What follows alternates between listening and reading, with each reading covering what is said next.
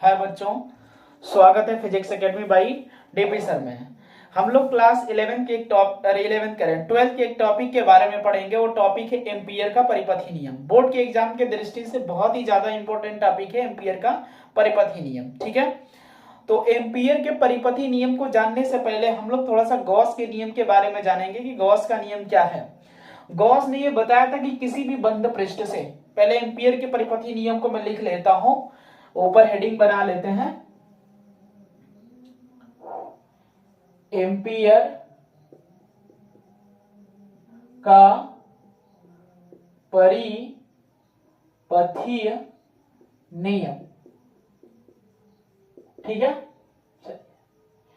Ampere के परिपथी नियम से जानने से पहले हम लोग गॉस के नियम के बारे में जानेंगे कि गॉस का नियम क्या है। गॉस का नियम यह था कि किसी बंद पृष्ठ से गुजरने वाली वैद्युत फ्लक्स, कोई भी पृष्ठ यदि हो और वो पृष्ठ चारों तरफ से बंद है, तो उस पृष्ठ से गुजरने वाला वैद्युत फ्लक्स फाई उस पृष्ठ के परिबद्ध आवेश Q, परिबद्ध का मतलब कुल आवेश Q के 1/ε0 गुने के क्या होती है, बराबर होती है। या हम ये भी लिख सकते हैं कि फाई इज इक्वल टू समाकलन में vector E dot dA is equal to Q बटा में एप्सिलॉन नॉट। ये गॉस का नियम है। किसी भी बंद पृष्ठ से गुजरने वाला वैद्युत फ्लक्स उस पृष्ठ के परिबद्ध आवेश Q के 1/ε0 गुने के बराबर होता है। चारों तरफ से वो पृष्ठ बंद होना चाहिए। सेम टू सेम इसी का फोटो कॉपी जो नियम दिए थे वो एम्पियर भी दिए थे। एम्पियर भी अपने नियम में यही बात बताई थी, लेकिन डिफरेंस ये है कि एम्पियर जो नियम दिए थे वो धारा के संबंध में दिए थे और जो गॉस नियम दिए थे वो चार्ज के संबंध में, आवेश के संबंध में दिए हुए हैं। ठीक है, तो एम्पियर का परिपथी नियम क्या है, सेम टू सेम यही है कि यदि जो है किसी तार में धारा को प्रवाहित कर रहे हैं तो उसके किसी भी बिंदु पर कोई पॉइंट हो, ठीक है, ये डिस्टेंस हम ए आई कुछ भी मान लेंगे, तो इसमें धारा प्रवाहित हो रही है कितनी, आई। तो किसी बंद वक्र के परितः चुंबकीय क्षेत्र का रेखीय समाकल, जब धारा प्रवाहित होगी तो उसमें क्या उत्पन्न होगा, चुंबकीय क्षेत्र। तो इस चुंबकीय क्षेत्र का रेखीय समाकल, ठीक है, इस पूरे परिपथ से, ठीक है, यह पूरे वक्र के क्षेत्रफल से गुजरने वाली कुल विद्युत धारा के म्यू0 गुने के बराबर होता है। ठीक है, इस पूरे वक्र के या बंद वक्र के क्षेत्रफल से गुजरने वाली कुल धारा, ठीक है, कुल धारा यहां पर आई है, के म्यू0 गुने के बराबर होता है। सेम टू सेम वही नियम है, ध्यान से समझेंगे। किसी बंद पृष्ठ से गुजरने वाला कुल वैद्युत फ्लक्स उस पृष्ठ के परिबद्ध आवेश Q के 1/ε0 गुने के बराबर होता है। यहां पर किसी बंद वक्र के परितः, ठीक है, चुंबकीय क्षेत्र का रेखीय समाकल उस पूरे क्षेत्रफल द्वारा या उस पूरे क्षेत्रफल में से गुजरने वाली कुल विद्युत धारा के म्यू0 गुने के बराबर होता है। यहां पर धारा प्रवाहित हो रही है तो क्या उत्पन्न हो गया, चुंबकीय क्षेत्र। यहां पर चार्ज था तो क्या उत्पन्न हो गया, विद्युत क्षेत्र।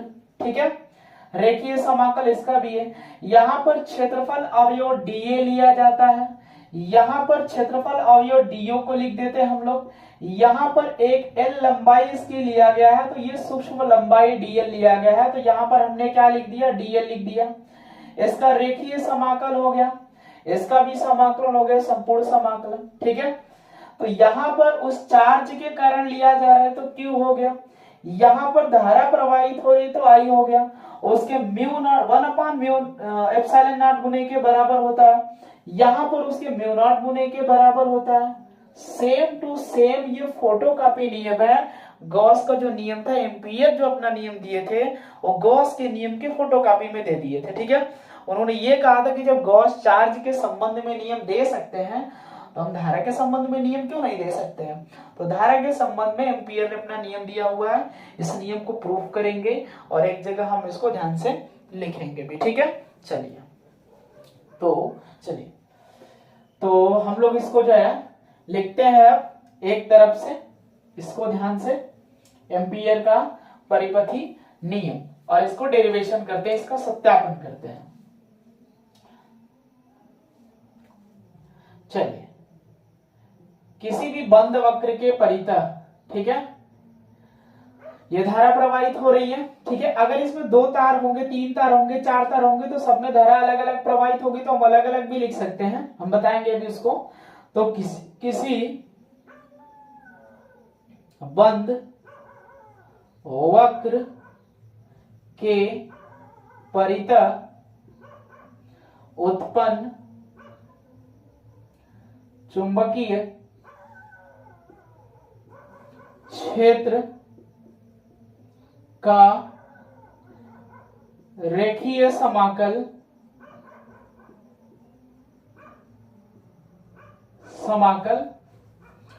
उस चुंबकीय क्षेत्र का रेखीय समाकल उस बंद वक्र के क्षेत्रफल से प्रवाहित होने वाली क्षेत्रफल के, या क्षेत्रफल से लिख लेंगे, क्षेत्रफल से प्रवाहित होने वाली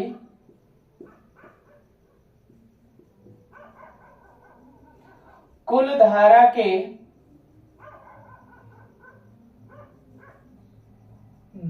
के म्यू नॉट गुने के बराबर होता है, ठीक है। चुंबकीय क्षेत्र का रेखीय समाकल vector B dot vector DL is equal to mu naught into I, ये एम्पियर का परिपथी नियम है। किसी किसी किताब में ये भी लिख देगा कि चुंबकीय क्षेत्र का रेखीय समाकल vector B dot DL is equal to mu naught into sigma I, ये भी सही है, गलत नहीं है। सिग्मा इसलिए लगाया कि यदि एक तार है तो इसमें धारा आई प्रवाहित हो रही है, यदि 2 तार होता तो मान लेंगे इसमें I1 धारा, तो इसमें कौन सी I2, तो हम इसको लिख सकते थे सिग्मा आई के जगह पर हम लिख सकते थे I1 प्लस I2, इसीलिए इसको हम सिग्मा आई लिख दिए। सिग्मा का मतलब होता है योग, मतलब कुल धारा। 2 तार में हो रही है तो दोनों को जोड़ देंगे, 3 में हो रही है तो तीनों को जोड़ेंगे, 4 में जा रही है तो चारों को जोड़ेंगे। लेकिन ध्यान देंगे कि ये बंद वक्र के भीतर होना चाहिए, बंद वक्र के बाहर नहीं होना चाहिए। अगर बंद वक्र के बाहर है तो हम एम्पियर के परिपथी नियम को नहीं लगाएंगे, ठीक है। कहाँ होना चाहिए? बंद वक्र के भीतर। इसीलिए कहीं कहीं सिग्मा आई लिखा होता है, ठीक है, या कहीं कहीं आई लिखा होता है। तो इस आई का मतलब होता है कुल धारा, जितनी उसमें धाराएं प्रवाहित हो रही है सबके बारे में बात कर रहा है ये वाला, ठीक है। तो हम इसको प्रूव करेंगे, डेरिवेशन करेंगे एम्पियर के परिपथी नियम को। सत्यापन कर लेते हैं हम लोग इसका, ठीक है। तो ऊपर मैं लिख देता हूं यहां पर सत्यापन,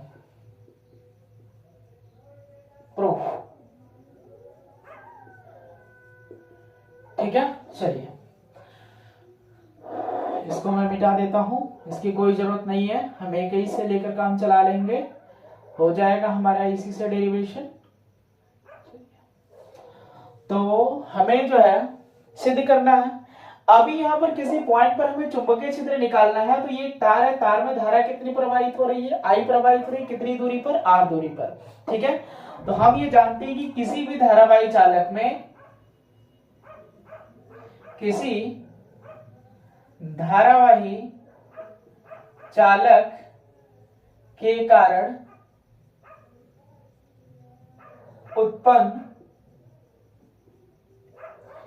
चुंबकीय क्षेत्र, और चुंबकीय क्षेत्र कितना उत्पन्न होगा? B बराबर म्यू नॉट आई बटे में 2 पाई आर, यह चुंबकीय क्षेत्र उत्पन्न होता है, ठीक है। कहां पर? किसी चुंबकीय, अरे किसी धारावाही चालक के कारण उत्पन्न चुंबकीय क्षेत्र। धारावाही चालक का मतलब अनंत लंबाई का हो, सीधा हो, उसमें धारा प्रवाहित हो रही है, तो उसके किसी भी पॉइंट पर यदि चुंबकीय क्षेत्र उत्पन्न हो रहा है तो हम निकाल सकते हैं B बराबर म्यू नॉट आई बटे में 2 पाई आर, ठीक है। इसके बाद हम ये जानते हैं कि जब इसमें धारा प्रवाहित हो रही है, चल रही है धारा, तो चुंबकीय क्षेत्र का रेखीय समाकलन हमको करना है, और चुंबकीय क्षेत्र के रेखीय समाकलन के बारे में हम लोग जानते हैं। तो हम लोग ये लाइन लिख सकते हैं यहाँ पर। तो हमने B बराबर म्यू नॉट आई बटे में 2 पाई आर निकाल चुके हैं, चुंबकीय क्षेत्र मिल गया। लेकिन चुंबकीय क्षेत्र एक सदिश राशि है, और सदिश राशि का डायरेक्शन भी हम जानते हैं कि सदिश राशि है तो डायरेक्शन होगा। तो डायरेक्शन निकालेंगे, इसका डायरेक्शन क्या होगा? दाएं हाथ की हथेली के नियम नंबर 1 से इसके डायरेक्शन को ज्ञात कर सकते हैं। ये हमारा दाहिना हाथ है। दाहिना हाथ के अंगूठे को धारा की दिशा में करेंगे, उंगली को उस तरफ फैला देंगे जिस बिंदु पर हमें चुंबकीय क्षेत्र ज्ञात करना हो। तो हथेली पर लंबवत हथेली से जो धक्का मारने की दिशा होती है वो चुंबकीय क्षेत्र की दिशा होती है। धारा की दिशा में अंगूठा कर देंगे, अंगुली को उस पर फैला देंगे, उस बिंदु की ओर अंदर की ओर चुंबकीय क्षेत्र उत्पन्न हो रहा है, क्योंकि हम धक्का कहां से मारेंगे, अंदर से मारेंगे। तो हम लिख सकते हैं चुंबकीय क्षेत्र का डायरेक्शन कहां है, लंबवत अंदर की ओर है। तो लिख सकते हैं तल के लंबवत अंदर की ओर। ठीक है, अब अंदर की ओर है तो ये जो वक्र बनाया गया, इस वक्र का रेडियस कितना है, नियर अबाउट लगभग r है। तो मान लेंगे कि माना वृत्तीय पथ की त्रिज्या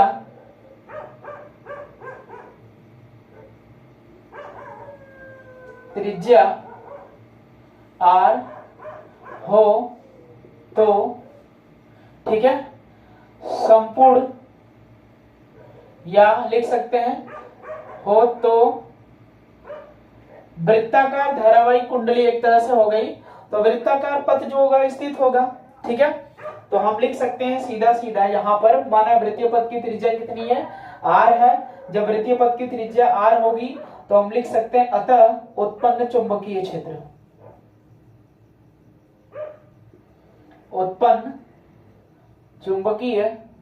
क्षेत्र, ठीक है, समाकलन में b डॉट dl।